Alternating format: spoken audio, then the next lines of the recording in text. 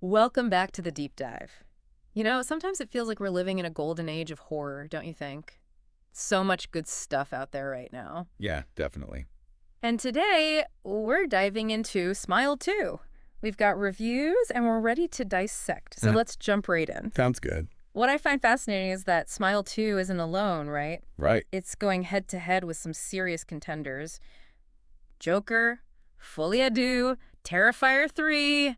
It's a horror showdown. For fans, it's a dream, but maybe a little overwhelming too. It's a lot, yeah. Choosing your horror adventure, right? Yeah. It's a good problem to have. But yeah, it's interesting. This review we're looking at actually positions Smile 2 as a potential favorite in all of this. Interesting. Even if it doesn't reach those same heights of terror as the original film. Okay, so that's saying something. Yeah. One thing that stood out to me, the critic praises the director, Parker Finn. They say he's really mastered suspense. Okay. They compare his techniques to masters like The Ring, It Follows, if you've seen those films. Oh, yeah. You know. They know how to build the suspense. Exactly. So we're not talking cheap jump scares here. Well, I mean, there are some jump scares, right? It's a horror movie. Yeah. But they highlight how Finn uses negative space, silence, those slow, deliberate camera zooms. All those things that really get under your skin. Right. And they build that sense of dread long before the scare actually Yes. hits. See, that's what I'm talking about. That slow burn, it's so much more effective. So set the stage for us. What is Smile 2 actually about? Don't tell me it's just a rehash of the first one. Well, it shares a similar premise. You've got that supernatural entity passed on through suicide, right? Yeah. And it kind of, well, encourages the new host to do the same. Uh-oh. This time, we're plunged into the world of pop music. Okay. Our protagonist, Sky, is a singer trying to make a comeback after a really tragic accident. Now, that is a unique setting for a horror movie.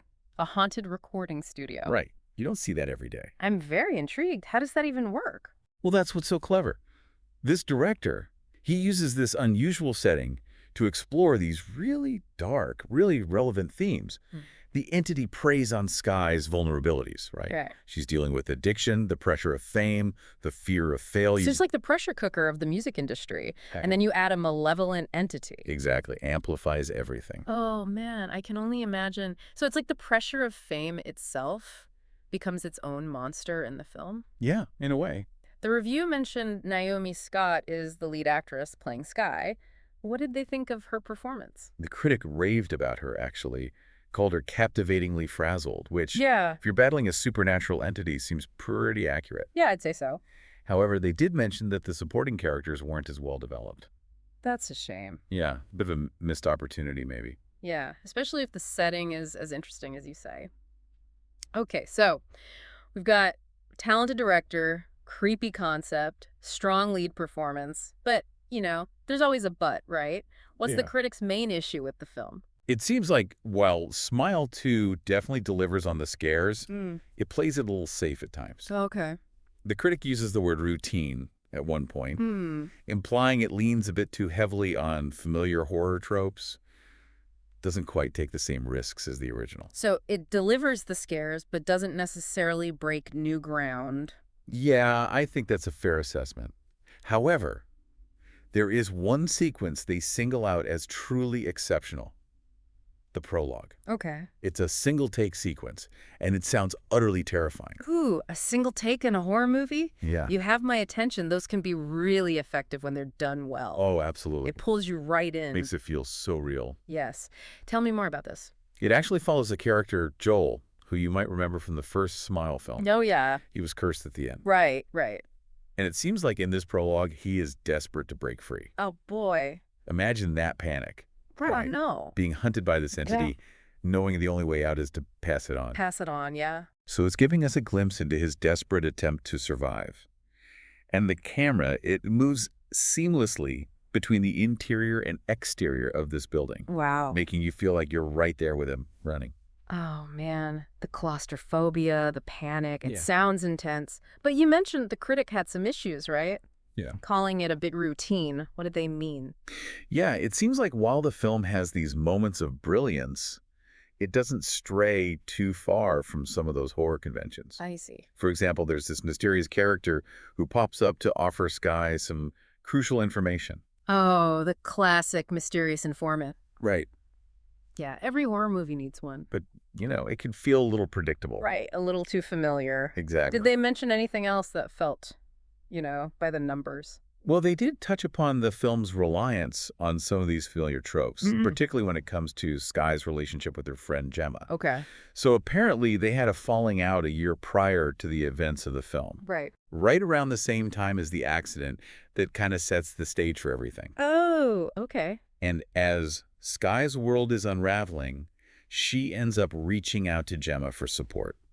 So it's that, isolated protagonist seeking help from a strained relationship. Exactly. When it's done well, it can be really effective. For sure. But it's definitely been done before. Right. Did the review mention anything about how Skye's addiction plays into all of this? Because Yeah. we talked about that, right? The entity preying on vulnerabilities. Yes. Curious to hear how that actually manifests in the film. Yeah, they highlight this one scene that sounds particularly intense. It involves Skye's former drug dealer, Lewis. Okay. And, remember how the entity gets passed on? Mm-hmm. Let's just say Lewis is not doing so well when Skye pays him a visit. Oh, no. He's paranoid. He's wielding a samurai sword, Oh, my God. clearly under the influence. That's scary. Yeah, it sounds pretty terrifying. You know what I think is so interesting is how it blends the supernatural horror with these very real, very human struggles. Right. It's not just about the scares, it's about the darkness that we all kind of have within ourselves and, the people around us. And the critic touches upon that. They suggest that this exploration of addiction, of fame, the pressure to maintain a perfect image, it adds this layer of psychological depth Right. to the horror. Yeah. Makes you question, what's truly monstrous here? The entity itself. Right. Or the darkness it exposes in humanity. It makes you wonder, if you were in her shoes, dealing with the trauma of the accident, the pressure of her career, and now this entity, would you even be able to tell the difference between your own, inner demons and this external force that's tormenting you? Yeah, it's a chilling thought, isn't it? It speaks to the power of psychological horror. Oh, yeah. It's one thing to be chased by a monster, but to confront the monster within, that's way more terrifying. Absolutely. So we've got this single-take prologue that throws us right into the action. We've got a protagonist battling these inner demons alongside this, supernatural entity. And the setting that just seems to amplify everything. It sounds like Smile 2 has a lot going for it, even if it does rely on a few familiar tropes. It does. It does. But, something you mentioned earlier really stuck with me. You said there's a horror movie showdown happening right now. Oh, yeah. How does Smile 2 stack up against the competition? That's a great question. And it's one the critic addresses directly. So are we talking like a three-way battle for scariest movie of the month? Which one comes out on top?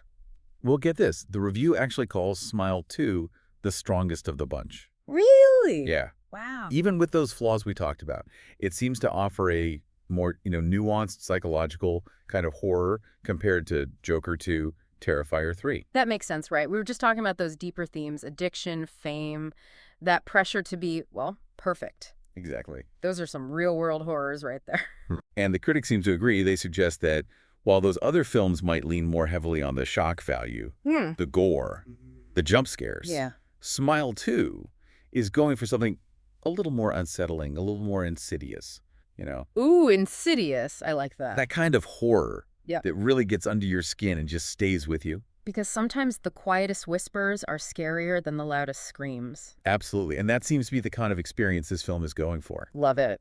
It might not be the goriest, the loudest, but it might just be the one that sticks with you the longest. The kind of movie that makes you double-check all the shadows before you go to sleep. Exactly. Okay, so where does that leave us? Should we be rushing out to see Smile 2 on the big screen, or are we good to wait for the comfort of our own couches? Based on this review, it's definitely worth a watch. Okay. Whether you brave the theater or wait for streaming, that's up to you. Sure.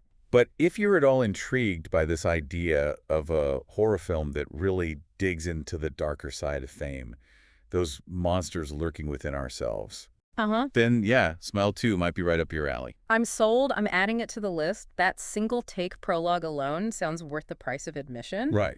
But, we've talked a lot about what the critics think. We want to hear from you, the listener. Have you seen Smile 2?